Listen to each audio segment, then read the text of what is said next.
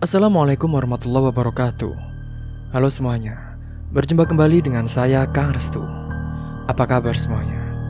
Semoga kalian selalu sehat, baik, dan tentunya dimudahkan segala urusannya oleh Tuhan Yang Maha Esa. Amin amin ya rabbal alamin.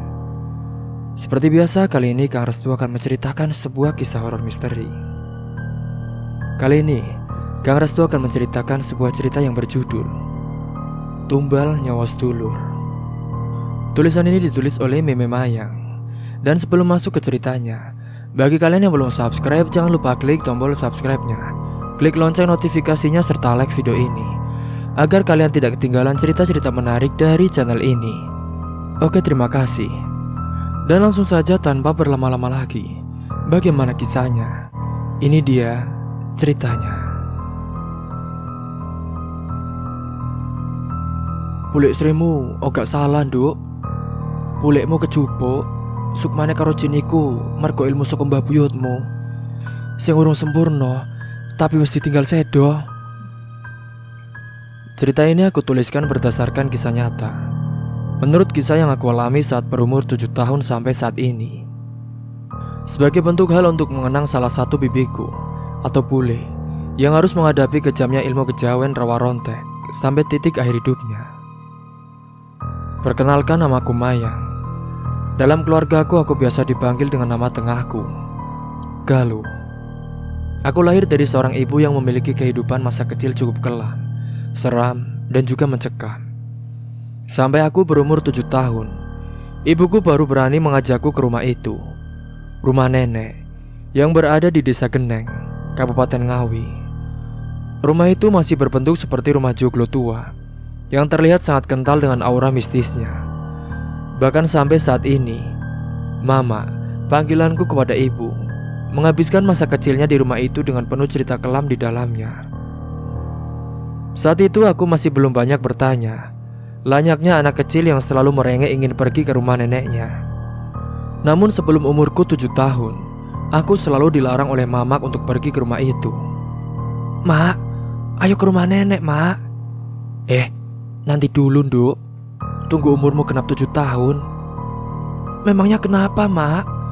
Aku kan udah gede, pengen ketemu nenek. Pengen ke rumah nenek, Mak. Pengen ketemu Bule Sri sama yang lain juga." "Ini demi kebaikan kamu, Nduk. Nanti tunggu bulan Februari kita ke rumah nenek ya." Saat itu masih di akhir tahun 2006. Kurang 2 bulan lagi aku bisa ke rumah nenek. Idamku saat itu. Malam itu aku tidur di kamar dengan pintu terbuka. Sedikit aku mendengar percakapan mama dan bapak dari luar kamar. "Gimana keadaan Sari sekarang, Bu? Aman gak? Bawa Galuh ke rumah Simbah?" Suara bapak saat itu. "Aku ditelepon karo Yanto, Pak, suami dari Bule. Sari wis mendingan. Insya Allah aman, Pak." "Kenapa, Mak, dengan Bule Sri?" Panggilan kecilku pada Bule Sri yang saat itu masih susah untuk menghafal nama aslinya. "Gak apa-apa, Nduk. Bule Sri lagi sakit. Nanti kalau kamu kesana, jangan terlalu deket dulu ya sama Bule. Kalau diajak Bule, kamu juga jangan mau."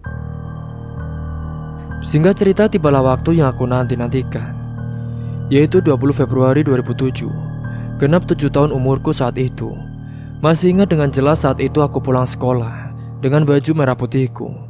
Dan sampai rumah aku pun menagih janji kepada kedua orang tuaku untuk memberikan kado ulang tahun, pergi ke rumah nenek. Kedua orang tuaku pun tidak ingkar janji saat itu. Mereka benar mengajakku pada hari Sabtu. Setelah pulang sekolah, aku berangkat dengan dibonceng tengah menggunakan sepeda motor. Di perjalanan masih teringat dengan jelas ibu tidak henti-hentinya berdoa. Entah doa apa yang diucapnya. Kurang lebih 1 jam perjalanan yang kami tempuh.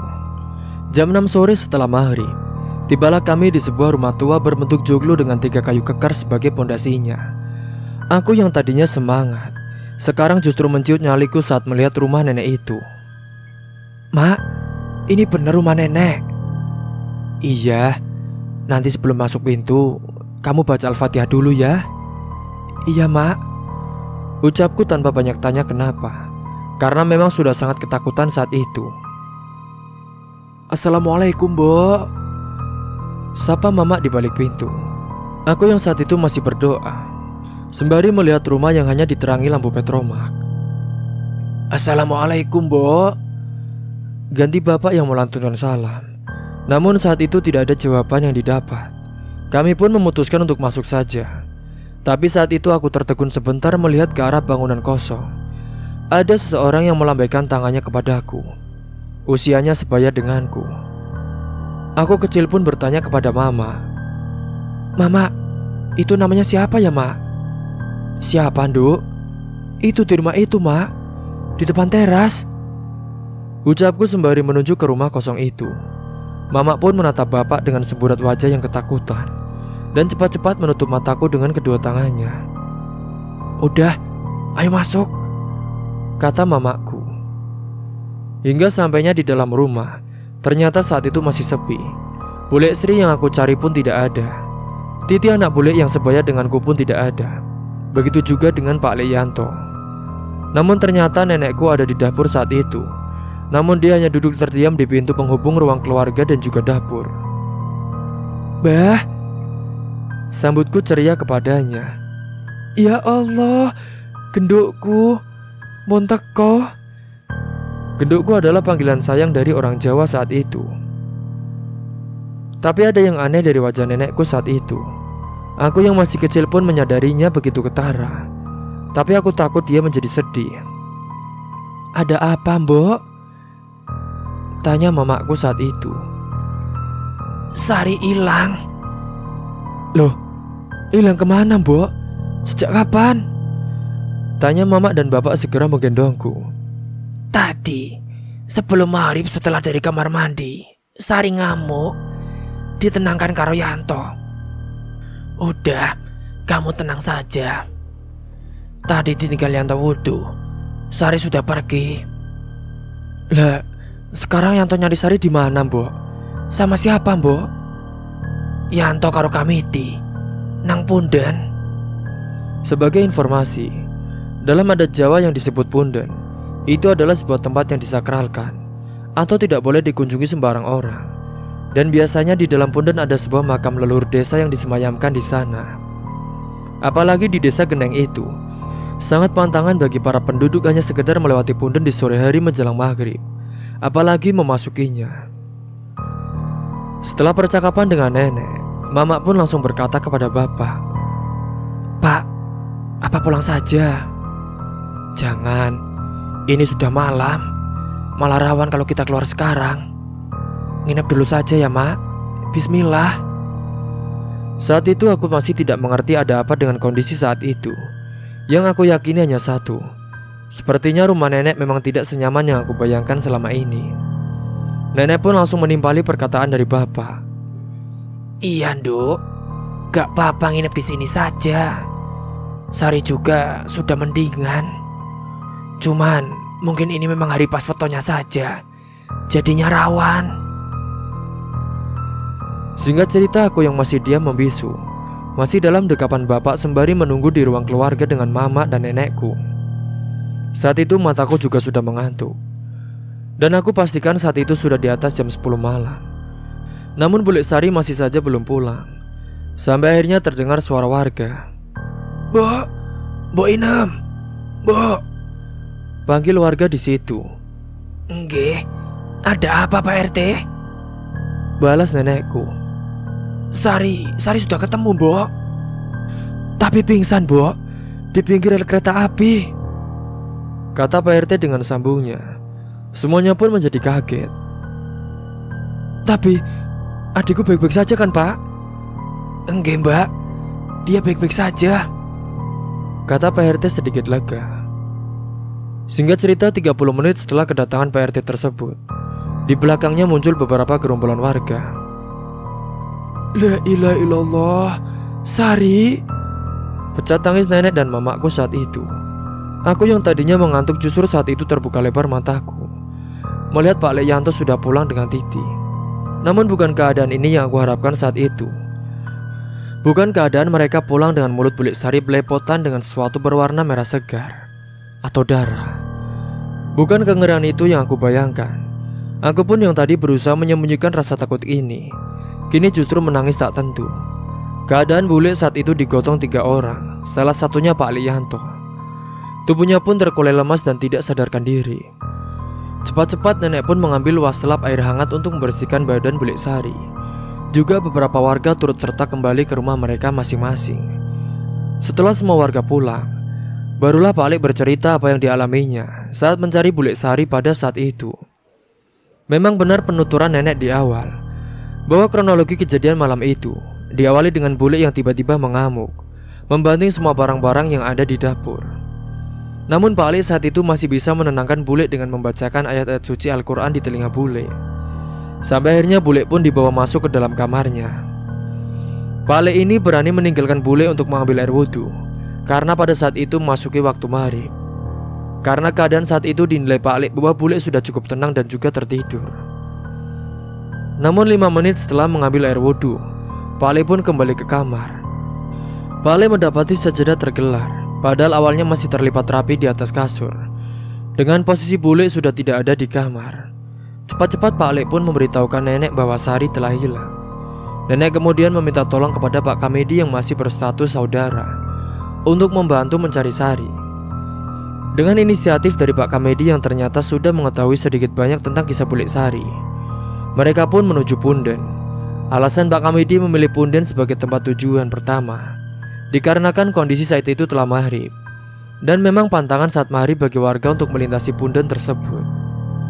Namun dengan kondisi Sari yang sepertinya bukan jiwanya, ia yakin Sari terkoneksi ke sana. Selang 10 menit perjalanan mereka, sampailah mereka di Punden. Dan benar saja mereka mendapati bule dengan keadaan bersujud di makam Punden tersebut. Saat melihat kondisi ibunya, Titi menangis dan demi keamanannya, Titi pun dititipkan ke rumah warga sekitar Punden tersebut sebelum mengevakuasi. Setelah dirasa kondisi aman, Pak Ale pun masuk ke dalam Punden dengan Pak Kamedi, sembari merapal doa yang ia biasa bacakan dengan mengucapkan salam. "Bu, ayo pulang bu," kata Pak Ale kepada bule yang masih dalam posisi sujud. Tidak ada jawaban dan hanya bicara komat kami tidak jelas. "Sar, ayo pulang. Di sini bukan rumahmu, Sar," kata Pak Kamedi sembari memegang kepala bule dengan merapalkan entah bacaan apa itu. Pak Ale pun tidak mengerti. Yang jelas niat Pak Kamedi adalah baik. Saat kepala bule dipegang oleh Pak Kamedi, tiba-tiba dalam Punden ada burung gagak. Burung itu hitam pekat. Matanya merah dengan ukuran yang cukup besar dan bertengger di atas makam sambil melihat ke arah bule. Saat itu bule mendongakkan kepalanya dan melihat dengan tatapan penuh kebencian kepada Pak Kamedi, dan dengan tatapan seperti ingin membunuh gagak itu. Setelah itu bule pun bisa dibujuk untuk pulang. Namun baru sekitar 7 langkah bule meninggalkan Punden, bule mengamuk lagi. Kali ini Pak Ale menjadi saksi bahwa saat itu bule bukan berlaku seperti orang, namun seperti hewan kera dengan berjalan menggunakan tangan dan kakinya. Dan anehnya kekuatan bule bertambah berlipat-lipat saat itu. Bahkan Pak Yanto yang berbadan kekar bersama Pak Kamedi pun terhuyung saat berusaha untuk mencegah bule Sari. Namun naas mereka justru jatuh ke sungkur dan kembali kehilangan jejak bule yang berlari cepat seperti kera. Saat itu mereka cepat-cepat bangkit kemudian mencari lagi posisi Sari berada di mana, sembari meminta tolong kepada Pak RT untuk mengirimkan warga membantu mencarinya. Warga pun berbondong-bondong mencari bule, mulai dari menyusuri sungai, kembali ke Punden, sawah, bahkan kebun-kebun milik para warga. Mereka semua tidak berekspektasi bahwa bule saat itu berada di lintasan kereta api, karena memang tidak mungkin bagi seorang manusia bisa mencapai rel tersebut karena posisinya yang tidak dapat diakses untuk mencapai di atasnya. Namun salah seorang warga mendapati seorang pengendara sepeda pancal yang berusia tengah baya yang berteriak sembari menatap ke atas rel. Benar saja ternyata bule berada di atas sana dengan posisi separuh badan hampir jatuh ke bawah. Dengan panik warga itu pun memanggil bantuan yang lain. Pak Ali yang saat itu sangat kaget. Bagaimana bisa istrinya sampai di sana? Sampai saat itu pun tidak ada jawaban karena tidak ada satu orang pun yang melihat bagaimana bule itu naik. Tapi satu yang diyakini oleh Pak Ali, bule bertingkah seperti kera dan mungkin tabiat kera itu yang membantunya sampai di atas. Sembari memikirkan cara bagaimana mengevakuasi bule itu, saat itu Pak RT pun mengusulkan untuk meminjam traktor pengangkut pasir untuk membantu Pak Ali mencapai bule di atas sana. Beruntungnya warga yang baik hati itu mau meminjaminya. Proses evakuasi pun berlangsung selama 1 jam. Sampai akhirnya Pak Alik sangat lega bisa kembali menjangkau tubuh bule. Namun rasa lega itu tiba-tiba sirna saat dibarengi dengan tangan bule yang menggenggam burung gagak dengan kondisi yang sudah mati, beserta dengan polesan darah yang ada di mulut bule. Iya, bule benar saja memakan burung itu. Sudah selayaknya seorang suami untuk selalu menerima dan siap dengan segala kondisi istri mereka. Pak Alik pun memang takut dengan kondisi itu, tapi rasa sayangnya pada bule lebih besar daripada rasa takut yang harus ia hadapi selama hidupnya bersama dengan bule, termasuk hari itu. Singkat cerita, setelah Pak Alik sudah berhasil membawa bule ke bawah, para warga pun tanpa ragu membantu untuk membopong bule pulang. Namun saat di perjalanan, Pak Alik berani bersumpah melihat bule tersenyum dengan posisi mata masih tertutup. "Tapi, awakmu wis coba ngubungi Pak Amsar, Yan?" kata bapak saat itu. Pak Amsar yang dimaksud adalah bapak seorang kiai yang terkenal di desa nenek pada zaman itu. "Sudah, Mas. Tapi baru kali ini Sari bertindak ekstrim gini, Mas. Dulu nggak pernah. Semenjak ulang tahun Titi bulan Januari lalu, Mas." Benar saja Titi genap berumur 7 tahun pada saat Januari 2007. 1 bulan lebih tua dariku. Ada apa? Kenapa dengan usia 7 tahun saat itu? "Memang ada kejadian apa setelah ulang tahun Titi sebelum kejadian ini, Yan?" tanya Mama. "Sari pernah, Mbak, bawa pisau pas Titi tidur. Titi sudah sampai terluka di perutnya sedikit, Mbak. Untung saja aku langsung tahu. Gak bisa bayangin, Mbak, kalau sampai Sari ngelukai Titi." "Terus Sari gimana? Dia sadar apa enggak? Berarti dia mau melukai anak kandungnya sendiri?" "Iya, Mbak. Pas aku datang, aku buru-buru mencegah Sari, Mbak, dan membacakan ayat suci sama menyadarkan Sari bahwa Titi anaknya. Sari pun saat itu langsung sadar, Mbak. Terus nangis dan merasa bersalah banget sampai gak mau makan." "Memangnya kamu sudah coba dibawa ke Pak Amsar?" sambung mamaku. "Iya, Mbak, sudah. Tapi ya sama, itu-itu aja. Pak Amsar gak bisa benar-benar ngilangin yang salah di diri Sari, Mbak. Pak Amsar cuma bisa membuat Sari lebih baik beberapa hari saja, Mbak." Percakapan malam itu pun berakhir. Kami pun bergegas untuk tidur dengan posisi bule Sari yang masih tidak sadarkan diri. Hingga masuk kepada hari berikutnya, yaitu di hari Minggu. Saat aku membuka mataku, keadaan kembali normal. Kejadian semalam seperti tidak pernah terjadi. Aneh benar.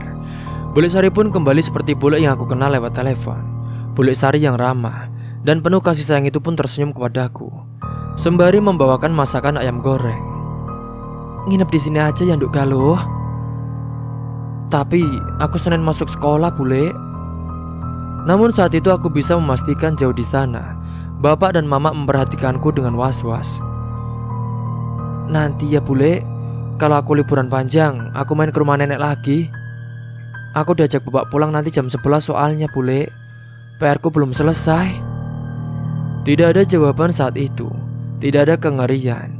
Bule Sari pun hanya mengelus kepalaku dengan tatapan yang sayu khas miliknya. Tatapan penuh kasih sayang, namun yang pasti mata yang menceritakan bahwa ia telah lelah dengan kehidupan ini. Mata yang berbicara tanpa suara bahwa ia sedang bermain dengan peran. Hingga singkatnya saat itu masih pagi, masih 3 jam sebelum jam 11 siang aku pulang. Selayaknya anak umur 7 tahun, aku pun tidak banyak bertanya kepada ayahku tentang hal-hal yang tidak asik bagiku. Karena saat itu cukup bagiku ketemu bule untuk pertama kali dan bermain dengan Titi selama 3 jam. Namun tempatku bermain dengan Titi hanya di teras depan. Bermain masak-masak bersama bapak, mama, nenek, Pak Alik, dan bule. Semua berkumpul di ruang tamu sambil mengobrol melihatku bermain dengan Titi. Percakapan mereka pun masih bisa terdengar olehku. "Sar, gimana keadaanmu?" "Alhamdulillah, Mbak. Baik. Gak pernah merasa sebaik ini, Mbak," kata bule kepada mama dan bapak yang saling pandang seperti tahu. Apa Sari tidak ingat kejadian tadi malam ya? Namun mereka memutuskan untuk tidak bertanya. "Ya sudah, setiap kamu ngerasa ada yang salah sama kamu, Sar, Kamu harus kembali sadar ya. Kalau semua keluargamu sayang sama kamu, masih butuh kamu. Kamu harus bisa lawan ya, Sar. Tak terasa air mata pun menetes di pipi Mama. Memangnya aku kenapa, Mbak? Ternyata bule memang tidak sadar. Tidak kok, gak apa-apa. Kamu kuat, kamu hebat. Selama 25 tahun ini, kamu sudah berjuang. Sambil tangan Mama pun memegang tangan bule. Iya, Mbak. Doain aku kuat ya, Mbak. Doain aku bisa nemenin Titi sampai dia dewasa. Sampai aku bisa dibanggain sama dia, Mbak. Dan aku pun bersumpah. Aku kecil saat itu menangis mendengar pernyataan dari bule. Aku yang saat itu bermain dengan Titi memastikan Titi tidak mendengarnya. Tapi aku menangis saat melihat wajah Titi. Dan aku pun buru-buru menghapus air mataku saat itu. Satu hal lagi yang aku yakini, bule memang sakit. Entah sakit apa yang ia derita. Mama pun belum menceritakannya kepadaku. Memang selama 25 tahun bule sakit. Padahal saat itu umur bule sudah 35 tahun. Ada apa dengan bule di umurnya yang ke-10 tahun? Yang aku yakini saat itu, suatu saat pasti Mama menceritakannya kepadaku. Saat usiaku sudah sepantasnya mendengar kisah hidup bule yang tragis. Kisah hidup bule yang ternyata banyak menyimpan pesan moral dan juga mengandung makna besarnya kasih sayang seorang ibu. Tak terasa saat itu sudah menunjukkan pukul jam 11 lebih. Dan kami pun berpamitan kepada nenek untuk segera pulang. Begitupun kepada bule. Ia lalu berkata kepadaku, "Sering-sering kesini ya, Nduk. Temenin Titi main. Soalnya gak ada yang mau main sama Titi, Nduk." "Iya, bule. Nanti aku main lagi." Aku pun berani bersumpah di jam itu memang jam bagi warga untuk beraktivitas. Namun anehnya setiap warga yang melintas di depan rumah nenek selalu melihat ke arah rumah dengan tatapan yang takut, seolah-olah enggan melihat, tetapi mereka pun penasaran. Dan satu lagi di jam 11 siang itu, aku kembali melihat ke arah bangunan yang kosong, yang dulu aku belum mengetahui bahwa ada kisah kelam di balik rumah tua itu. Saat itu aku kembali melihat anak itu, cantik memakai gaun putih, kembali melambaikan tangan di balik jendela rumahnya. Dalam perjalanan pulang di pikiranku saat itu, hanya menerka-nerka siapa anak cantik itu. Siapa dia? Anak sebaya denganku yang selalu melambaikan tangan dan tersenyum kepadaku. Ingin sekali rasanya saat itu juga aku bertanya kepada Mama, kenapa dia sendirian di sana? Kenapa aku tidak boleh bermain dengannya? Namun semua pertanyaan itu tertutup dengan sebuah pertanyaan yang lebih menguasai pikiranku. Bule sakit apa? Dengan berani aku pun bertanya pada Mama, meskipun aku sudah tahu jawabannya. Mama saat itu memberikan pengertian yang lebih dapat kupahami, selayaknya anak kecil berusia 7 tahun lebih 5 hari. "Duk, bule udah lama sakit. Sakitnya bule itu suka main-main boneka-bonekaan. Kayak kamu, Duk. Kalau kamu main boneka-bonekaan, kadang kamu jadiin anggun temenmu, kadang kamu jadiin kucing juga. Begitu juga bule, Duk.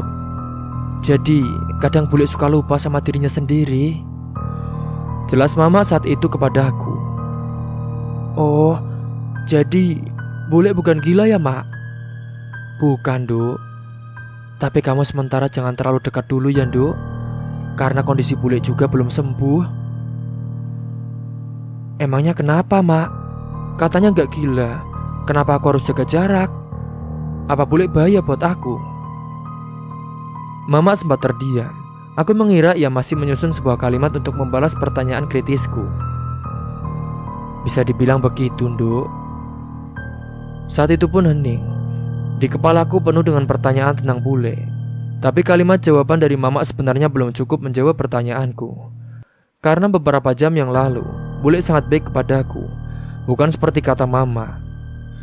Batinku mengatakan bohong saat itu. Kalau bule bahaya bagiku, bagaimana dengan Titi? Kenapa dia tetap ada di dekat bule? Hingga singkat cerita, bulan Juli musimnya liburan sekolah. Saat itu kedua orang tuaku pun tidak berjanji mengajakku berlibur ke rumah nenek. Namun saat itu aku meminta pada mereka, bolehkan jika aku menghabiskan liburanku ke rumah nenek? Tetapi jawabannya saat itu tidak. Entah apa alasannya mereka tidak memberitahuku. Selang beberapa minggu setelahnya, Aku menguping Mama bertukar kabar dengan Pak Le.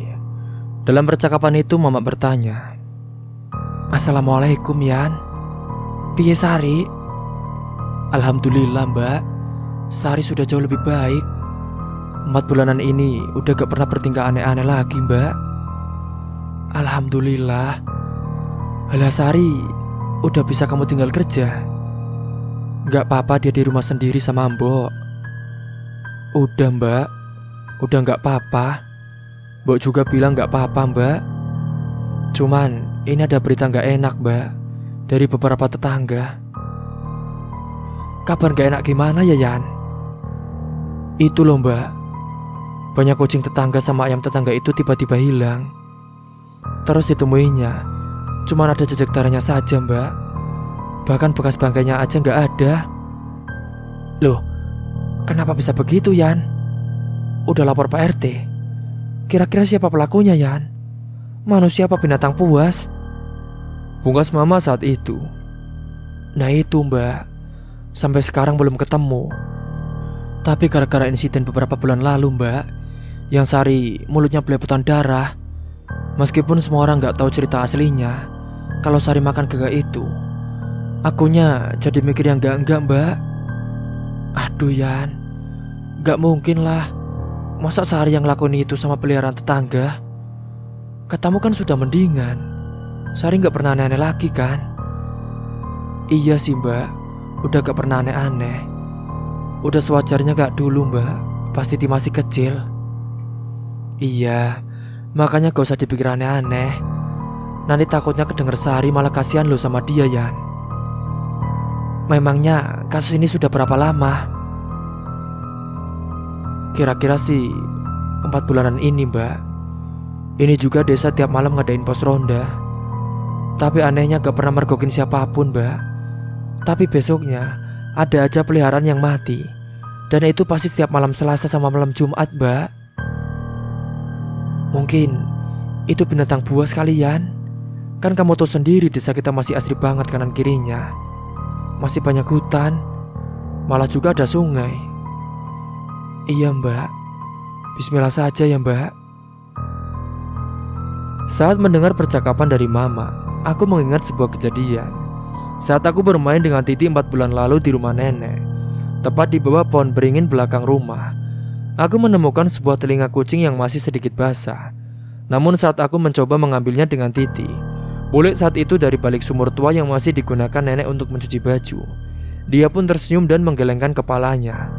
Sebagai artian aku tidak boleh mengambil apa yang aku genggam saat itu. Kemudian aku pun berpikir dalam kamar, apa itu salah satu kucing warga? Apa jangan-jangan benar dengan dugaan Pak Alik bahwa bule ada sangkut pautnya dengan ini? Dengan beberapa dugaan di kepalaku saat itu, keinginanku berlibur ke rumah nenek pun menjadi sirna dan digantikan menjadi rasa takut. Namun saat itu aku memilih untuk diam saja. Aku hanya tidak mau menambah suasana menjadi lebih tegang dengan asumsiku saat itu. Aku juga tidak menceritakan hal ini kepada siapapun, baik Mama ataupun Pak Le. Entah jika Titi yang membicarakannya, aku tidak tahu. Setahun berlalu aku pun menginjak usia ke-8ku. Dan selama kurang lebih 6 bulan itu, setiap Mama bertanya tentang kabar dari bule, Pak Le hanya menjawab bahwa bule sudah baik-baik saja. Dan Mama pun merasa bule Sari mungkin sedikit banyak sudah dapat mengontrol dirinya. Singkat cerita, pada bulan Juli 2008, saat aku liburan kenaikan kelas, aku mendapatkan waktu berlibur selama 3 minggu. Dan karena sudah setahun aku tidak pergi ke rumah nenek, saat itu aku pun kembali meminta izin bagaimana jika aku berlibur ke rumah nenek. Tentu jawaban kedua orang tuaku saat itu boleh. Aku pun kembali bertanya bagaimana jika aku menginap selama 3 minggu di sana. Saat itu sempat ragu untuk menjawab, tetapi akhirnya aku pun diperbolehkan. Mungkin dengan berbagai pertimbangan saat itu. Pertama, memang kasihan melihatku yang memelas karena sudah lama tidak bertemu dengan neneknya. Yang kedua, melihat kondisi bule yang beberapa bulan belakangan ini tidak lagi menunjukkan gelagat aneh. Namun ternyata tebakan Mama malah meleset. Selang 2 hari setelah pemberian izin saat itu, Mama membantuku berkemas. Beliau juga berpesan saat itu, "Nanti kalau di rumah nenek, jam 5 sore gak boleh keluar lagi ya. Jangan lupa, setiap mau kemanapun, kalau pergi, baca Al-Fatihah ya. Dan bawa nama Allah ya nak. Iya mak, aku juga nanti sholat juga baca wirid. Iya, pintar. Oh iya satu lagi, kalau diajak bule pergi jangan mau dulu ya nduk. Boleh sama bule di rumah nenek saja, ya. Kalau aku dibeliin jajan, gimana mak? Jangan mau, nanti mama beliin jajan sendiri saja. Kamu di sana main sama Titik saja ya nduk. Iya mak. Jawabku sembari cemberut layaknya anak kecil yang dilarang untuk berjajan. Hingga tibalah hari di mana aku berangkat ke rumah nenek. Aku hanya diantar oleh bapak, karena mama saat itu harus menjaga tokonya. Selama perjalanan bapak juga berpesan bahwa aku kalau melihat apapun di rumah nenek, jangan pernah bilang kepada siapa-siapa. Cukup disimpan sendiri saja. Dan memang jikalau ada apa-apa langsung telepon bapak minta tolong kepada Pak Le. Oh iya, sebagai informasi, aku memang anaknya adalah sedikit sensitif dengan hal yang bersinggungan dengan dunia tak kasat mata, dengan mereka yang tidak bisa dilihat dengan mata telanjang. Bapakku pun tahu soal itu, karena rasa sensitifku berasal dari bapak. Hingga 1 jam perjalanan aku tempuh, dan di jam 9 pagi aku pun sampai di rumah nenek. Saat aku turun dari motor, kembali aku melihat ke arah rumah tua itu, hanya ingin memastikan keberadaan si anak cantik itu, apakah masih di sana atau tidak. Ternyata saat itu nihil. Aku pun langsung masuk ke rumah nenek disambut oleh nenek dan Titi. Saat itu Pak Ali sedang bekerja. Benar saja aku mencari-cari keberadaan dari bule. Setiap sudut ruangan kususuri dengan kedua mata kecilku, sampai aku tidak menemukan. Baru aku bertanya, "Mbah, bule di mana ya mbah?" "Itu lagi di dapur nduk, lagi masak," ucap nenekku. Cepat-cepat aku pun pergi ke dapur untuk melihat bule Sari saat itu. Tubuhnya kurus kering, mata yang semakin menjorok ke dalam, dan juga rambutnya yang kian memutih. "Bule, kalau di sini le." Cepat-cepat aku pun berlari memeluk bule. "Iya nduk, kamu sama siapa?" "Sama bapak bule, tapi ini bapaknya sudah mau pulang." "Ya sudah, ayo temuin bapakmu dulu. Bule mau salaman." Ku gandeng tangan keriput bule menemui bapak saat itu. Bule pun berjabat tangan dengannya. Namun wajah bapak terlihat aneh, terlihat seperti kebingungan. Begitupun bule yang terus menatap bapak dengan mata yang nanar. Tak lama bapak pun berpamitan dan saat itulah kejadian aneh telah dimulai. Katakanlah saat bapak baru saja pulang, aku kembali bermain dengan Titi saat sinar matahari mulai terang. Aku saat itu masih belum merasakan gangguan apapun saat itu. Tibalah saat dimana azan asar berkumandang. Saat itu azan di desa berbeda dengan azan di kota. Azan di kota selalu mengikuti waktu sholat, tetapi azan di desa, khususnya untuk sholat asar, mengikuti waktu kerja para petani. Biasanya saat itu di atas jam 4 sore, baru azan dikumandangkan. Aku pun masih mengingat pesan mama dengan jelas untuk bergegas masuk apabila waktu mendekati pukul 5 sore. Saat itu aku pun mengajak Titi untuk masuk, mandi, makan dan bermain di dalam rumah saja. Namun anehnya aku saat itu tidak melihat bule sama sekali. Lalu aku pun bertanya kepada Titi, "Ti, ibumu kemana?" "Biasanya sih jam segini di kamar." "Gak tahu juga deh, aku juga gak berani lihat." "Kok gak berani sih Ti? Emangnya kenapa? Kan bule ibumu sendiri." "Pokoknya aku gak berani. Coba saja kamu lihat sendiri." Karena memang masih kecil, jiwa ingin tahuku pun memang sangat besar. Pelan-pelan ku totok pintu kamar bule, namun tidak ada sautan saat itu. "Bule, bule di dalam. Galuh boleh masuk gak bule?" Saat itu hening tidak ada jawaban. "Bule, bule gak apa-apa?" Masih hening saat itu. "Ya udah, Galuh masuk ya bule." Pintu kamar bule pun aku buka. Saat itu aku menemui bule sedang sholat membelakang pintu. Namun aneh kenapa sangat berdiri terus. Aku pun memandangi selama 5 menit. Aku memang belum sholat saat itu. belum terlalu mengerti tentang tata cara sholat yang benar seperti apa. Aku pun hanya mengerti saat melihat mama setelah berdiri lalu ruku. Tidak lama karena melihat keanehan pada bule, aku pun memberanikan diri untuk mendekati bule saat itu. Aku berjalan untuk duduk di kasur dekat bule. Aku berani bersumpah, saat itu aku sangat ketakutan saat melihat bule saat itu. Yang benar saja bukan seperti itu sholat yang mama lakukan. Aku mendapati bule yang memakai ruku putih, sedang berdiri dengan tangan sedekap, mata yang tidak berkedip, mulut yang tersenyum, kelihatan giginya sembari berkomat-kamit entah apa yang dibaca. Matanya pun bukan memandangi sajadah tetapi memandangi jendela kamar yang belum tertutup, sehingga bisa melihat dengan jelas jalan sempit berukuran setengah meter sebagai pembatas antara rumah. Dan yang pasti jalan itu tidak bisa dilalui oleh orang.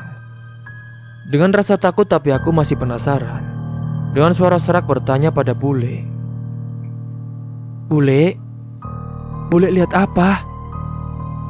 Sembari menahan tangis, namun yang aku dapat bukan jawaban, tetapi justru komat kamit dari bule yang tadinya tidak bersuara, kini bersuara seperti bahasa Jawa kuno. Aku pun tidak mengerti bahasanya karena bule mengucapkannya dengan cepat. Namun saat itu aku sempat mendengar bule mengucapkan, "Ceng, celeceng." Entah apa artinya saat itu. Seketika tubuhku pun gemetar dan air mata yang kutahan akhirnya pecah karena rasa takut dan lari menghampiri nenek yang ada di dapur. Saat di dapur, nenek pun bertanya kepadaku, "Kamu kenapa, Nduk? Ada apa?" "Mbah, Mbah. Bule kok aneh sholatnya ya, Mbah?" Nenek hanya terdiam, seakan sudah terbiasa dengan hal itu. "Shh, sudah. Bule gak apa-apa, Nduk. Udah, kamu lanjut main saja sama Titi ya." Tangisku belum berhenti. Kini ganti Titi yang berteriak menangis di ruang tamu. Buru-buru aku dan nenek pun menghampirinya. Aku mendapati Titi yang telah menangis ketakutan, yang bersembunyi di bawah meja kursi tua milik nenek. Dan yang pasti benar dengan dugaan kalian, aku juga mendapati bule berada di ruang keluarga. Bedanya bule berada di batas pintu depan, masih dengan memakai ruku putih tetapi dengan tangan menunjuk ke atas. Dia pun masih dengan mulut yang berkomat-kamit entah apa maksud dari bule. Aku kemudian bergegas menenangkan Titi, dan nenek pun berusaha untuk mengajak bicara bule. "Sar, wes Nduk, ayo masuk. Wes Nduk." Bukan jawaban yang nenek dapat, justru bule pingsan. Badannya pun tersungkur ke depan teras. Nenek tidak kuat untuk menahannya dan meminta tolong kepada Pak Kamedi. Hingga singkatnya setelah keadaan kembali tenang, Pak Kamedi pun pulang. Pas di jam 6 itu Pak Ali sudah pulang. Pak Leyanto pun kaget mendapati bule yang terbujur lemas di atas kasur. Lalu aku dan Titi pun dengan mata yang sembab, tanpa kami menjelaskan pun sekiranya Pak Ali sudah paham sendiri, menyuruh kami untuk keluar dari kamar bule. Hingga malam pun semakin larut. Memang anak zaman dulu jika berlibur ke rumah nenek pasti lebih memilih untuk tidur bersama menggelar tikar di depan TV. Begitupun dengan aku lebih memilih tidur bersama Titi. Nenek dan Pak Ale alih-alih tidur di kamar, hanya bule yang tidur di kamarnya sendiri. Saat itu jam menunjukkan pukul 1 dini hari. Aku terbangun karena mendengar suara bisik di pintu samping kanan ruang keluarga, yang apabila dibuka langsung mendapati jalan kecil selebar 1,5 meter. Saat itu aku mendengar ada derap langkah, tidak hanya satu tetapi lebih. Mengingat pesan dari bapak, apabila mendengar atau melihat apapun aku harus diam. Namun telingaku saat itu sangat nakal, bukannya mengabaikan, justru semakin memfokuskan suara itu. Kini suaranya pun telah hilang berganti dengan suara seorang yang mengetuk pintu. Kali ini nenek juga mendengar dan terbangun. Kemudian nenek pun membuka pintu itu dan aku mengekori di belakangnya. Setelah dibuka, angin pun berhembus sangat kencang dan dingin. Tidak ada orang sama sekali saat itu. Nenek langsung cepat-cepat untuk menutupnya. Belum sempat nenek mengunci pintu, terdengar bunyi gaduh dari dalam kamar bule, dengan erangan bule yang merasa kesakitan. Buru-buru Pak Ale pun bangun. Betapa kagetnya kami ketika melihat bule yang saat itu, yang menggeliat-geliat menahan sakitnya. Kami semua pun panik sampai akhirnya Pak Ale membacakannya ayat suci. Dalam kepercayaan Jawa, Sebaiknya jika ada ketukan pintu di malam hari, jangan langsung dibuka atau lebih baik dibiarkan. Minimal dilihat dulu dari jendela. Benarkah itu orang atau mungkin sebangsa mereka yang menumpang lewat? Hingga keesokan harinya aku pun kembali mendapati bule seperti sedia kala. Dan sepertinya sama dengan bule yang tidak ingat dengan kejadian semalam. Bule kembali melakukan aktivitasnya. Aku pun kembali bermain dengan Titi. Namun saat aku melewati jalan di samping kanan, di mana malam hari aku mendengar derap kaki, aku mendapati seperti bunga untuk menyekar di kuburan tercecer di sana. Pikirku saat itu mungkin bunga itu ada sebelum aku sampai di sini, jadi hanya kuabaikan saja. Tetapi anehnya nenek terlihat ketakutan saat itu dan buru-buru membersihkan bunga itu. Aku pun tidak menghiraukannya, dan aku pun lalu kembali bermain bersama dengan Titi. Hari kedua itu terasa normal bagiku. Aku bermain dengan Titi sampai larut sore. Saat itu jam menunjukkan pukul jam 3 sore. Aku dengan Titi bermain di samping sumur tua di belakang rumah. Aku bermain masak-masak di sana karena di sekeliling sumur itu terdapat berbagai bunga warna-warni yang bisa aku jadikan bahan mainan untuk bermain bersama Titi. Namun mataku kembali melihat ke pohon beringin, tempat di mana aku menemukan kuping kucing yang masih basah dengan darah bulu. Aku pun kembali mendapati di sela-sela ranting kekar pohon itu, aku merasa ada yang memperhatikanku bermain. Aku semakin memfokuskan pandanganku. Benar saja saat itu aku melihat mata merah bersinar yang melotot ke arahku. Dan Titi pun seakan mengusirku untuk meninggalkan area itu. Dengan wajah takut aku pun cepat-cepat menyuruh Titi untuk mengemas mainannya dan kembalinya ke dalam rumah. Tanpa memberitahu dirinya apa yang kulihat, setelah masuk ke dalam kamar aku pun buru-buru untuk mandi dan makan. Saat itu aku dengan Titi mandi bersama, layaknya anak kecil yang selalu bercanda ria. Tak terasa aku bermain air sampai larut sore, di mana saat itu jam sudah menunjukkan pukul 5 sore. Aku pun bergegas untuk masuk ke ruang keluarga. Namun betapa terkejutnya kami saat membuka pintu kamar mandi kembali. Aku mendapati bule dengan memakai ruku putih itu melototi kami. Kami pun berlari menghampiri nenek yang saat itu berada di ruang tamu. Kemudian aku dan Titi pun berebut pelukan nenek yang saat itu duduk di kursi tua yang menghadap ke ruang keluarga. Saat kami duduk bertiga di situ, kami kembali dikejutkan oleh bule yang kembali dari dapur menuju kamarnya, namun kali ini berjalan dengan loncat-loncat seperti pocong dengan tangan sedekap. Kami pun semakin histeris, dan saat itulah kami tidak berani untuk kemana-mana. Hanya aku duduk membeku di ruang tamu sembari menunggu Pak Le untuk pulang. Jam pun menunjukkan pukul 6 sore. Suara motor Pak Le sudah terdengar. Lega batin kami saat itu. Selanjutnya Pak Le pun kembali memeriksa keadaan dari bule. Sama saat itu bule tertidur di kasurnya. Diajak bicara Pak Le pun normal, sama seperti bule yang telah kukenal. Malam itu kami pun tidur tanpa gangguan sampai tak terasa esok pagi telah tiba. Hingga singkatnya tepat di hari Kamis, 3 hari aku di sini. Jadi nanti malam adalah malam Jumat. Pagi itu masih sama, aku melakukan rutinitas seperti biasanya. Bedanya saat itu aku dan Titi tidak bermain di area rumah nenek. Aku lebih memilih untuk bermain di sungai kecil belakang rumah Pak Kamidi. Aku berencana menangkap ikan kecil dengan memancing dan juga mengumpulkan cacing. Berjam-jam aku di sana dengan Titi. Sembari menunggu kail kami tersangkut ikan, kami pun bermain masak-masak di sana. Namun tepat beberapa meter di belakang Titi, aku merasa ada sesuatu yang mengamati kami. Lagi-lagi instingku selalu peka dengan hal seperti itu. Saat itu kembali aku menyusuri area itu dengan mata kecilku. Tidak ada si mata merah, tapi justru anak kecil cantik yang sering melambaikan tangannya kepadaku itu tengah bersembunyi di belakang semak-semak. Aku pun bertanya kepada Titi, "Titi, kamu beneran gak sih pernah main sama teman-temanmu di sini?" "Gak ada yang mau temenan sama aku. Soalnya teman-teman mesti ngejek aku. Katanya anaknya setan. Gara-gara ibu yang bertingkah aneh itu, semua orang di desa sudah tahu. Tapi emang di desa ini kamu gak ada teman sama sekali untuk main? Cewek yang sebaya sama kita gitu?" "Ada sih, tapi rumahnya jauh di ujung desa ini. Kebanyakan cowok di sini, Gal." Mataku masih melihat anak cantik itu yang tengah bersembunyi di sana. Kalau dia, dengan tanganku yang menunjuk ke anak cantik itu. Siapa? Kamu nunjuk siapa, Gal? Kata Titi kepadaku. Saat itu aku belum mengerti kalau Titi tidak bisa melihat anak itu. Aku hanya mengira Titi kurang jeli menemukan keberadaan anak itu. Aku pun langsung pegang tangan Titi dan menunjuk kembali anak itu berada. Titi pun ternyata bisa melihat. Itu siapa ya, Gal? Kamu tahu? Tanyanya kepadaku. Aku gak tahu sih. Tapi dari pertama kali kesini setahun lalu, aku sudah tahu dia. Kok aku gak pernah lihat dia ya, Gal? Apa karena aku gak pernah main keluar ya? Pas kamu gak di sini. Mungkin sih. Ayo kita ajak kenalan. Ajakku senang menyambut teman baru.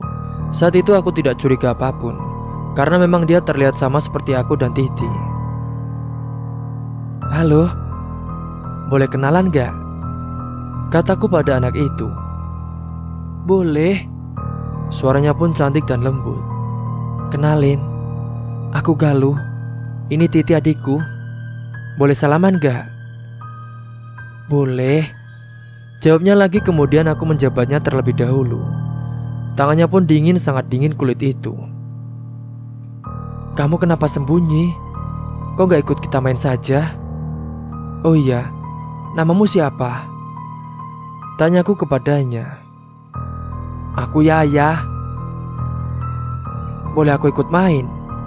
Sambung Yaya kepadaku. Boleh dong. Ayo, aku sama Titi lagi mancing. Kamu bisa mancing? Belum sih. Jawabnya singkat seperti biasa. Apakah kalian menemukan keanehan? Iya. Titi tidak berbicara sepatah kata pun. Ianya dia memandangi anak itu. Ti, kenapa kamu diam saja? Kenapa kamu pucat, Ti? Tanyaku, entah aku yang tidak peka atau memang aku yang terlewat ramah. Gak apa-apa, aku mau pulang saja, Gal. Jawab Titi sembari menunduk. Loh, kenapa, Ti? Sakit ya kamu? Tidak ada jawaban dari Titi. Ia pun beralih pulang meninggalkanku sendiri dengan Yaya. Singkatnya percakapanku dengan Yaya pun tidak kuteruskan, karena mendengar suara nenek memanggilku dari arah kebun tela. Saat itu aku pun bergegas berlari menghampiri nenek dan meninggalkan Yaya seorang diri. Namun ada percakapan singkat saat itu dengan nenek. Saat itu kudapati nenek bersama Titi menungguku di samping kebun tela. Titi masih dengan wajah pucatnya sembari sembunyi di belakang nenek. Kamu itu kenapa main sampai sungai sih, Gal? Ucap nenek dengan ketus. Dari nada intonasinya sepertinya ia marah. Iya mbah, maaf, aku tadi gak izin dulu. Ucapku sambil menatap melihat Titi. Aku kesal, sepertinya ia yang mengadukanku pada nenek. Padahal kita sudah sepakat untuk tidak memberitahukan kepada nenek. Kamu jangan laki-laki ke sana ya, ke sendang sungai itu. Tanpa jawabanku dariku, nenek pun langsung menarik tanganku untuk pulang. Sampai rumah aku pun duduk di teras dengan Titi, masih dengan wajah yang kesal. Aku pun membuka obrolan dengannya. Kan kita sudah janji jangan bilang Mbah. Tapi aku gak bisa kalau gak bilang sama Mbah. Aku takut. Takut apa sih? Takut Mbah marah. Gak mungkin Mbah marah kalau kamu gak bilang. Lihat, kita pulang gak bawa apa-apa kan? Gak bawa ikan buat dimasak. Gerutuku masih tidak terima. Bukan takut sama Mbah. Aku takut sama Yaya. Tanganku pun berhenti menggambar di tanah. Aku kembali memandangi Titi. Kenapa dengan Yaya? Dia baik kok. Iya, aku tahu kok. Tapi kayaknya ada yang aneh sama dia. Kamu tahu, pas kamu nyamperin dia, aku lihat di bekas semak-semak tempat dia sembunyi, sebelumnya itu ada darah. Banyak sekali. Terus pas kamu ajak dia salaman, aku lihat di belakang rumah dia, kayaknya mama papanya ngeliatin kita. Terus matanya tuh melotot gitu loh. Makanya aku nunduk terus. Soalnya ngerasa gak enak aja perasaanku. Jelasnya saat itu kepadaku. Apa sih? Kamu pasti ngarang aja ya, Ti. Kamu tuh aku kenalin Yaya, biar pas aku nggak di sini, kamu ada teman main. Malah kamu bilang yang enggak. Gimana kamu ada teman main kalau kamu dikit-dikit takut? Bisa jadi kan emang darah yang kamu maksud itu darah binatang toh. Pas Yaya main sama kita, nggak ada tuh di badan dia. Atau jejak dia yang ada darahnya. Kalau soal orang tua yang kamu lihat itu, aku belum tahu sih mama papa Yaya itu. Tapi emang bisa jadi sih Yaya dikekang gak boleh keluar. Jadinya dia gak boleh main sama kita. Jelasku kepada Titi. Iya Gal, aku minta maaf ya. Apa aku minta maaf aja sama Yaya? Ya iyalah, kamu harus minta maaf. Kamu kan udah nuduh yang enggak. Tapi jangan sekarang, nanti Simba masih marah. Besok aja ya kita ke rumah Yaya. Oke? Kami pun berbaikan, lalu kembali masuk ke dalam rumah dan juga bermain boneka. Tetapi entah kenapa Titi bisa melihat papa mama Yaya yang ia maksud saat itu, padahal aku sendiri tidak melihatnya. Cerita pun sampai di sini dulu. Tunggu kelanjutan ceritanya di part selanjutnya. Mungkin itu saja yang dapat saya sampaikan. Kurang lebihnya mohon maaf apabila ada salah kata ataupun ucapan yang kurang berkenan bagi kalian semua. Sampai jumpa di cerita selanjutnya. Akhir kata, wassalamualaikum warahmatullahi wabarakatuh.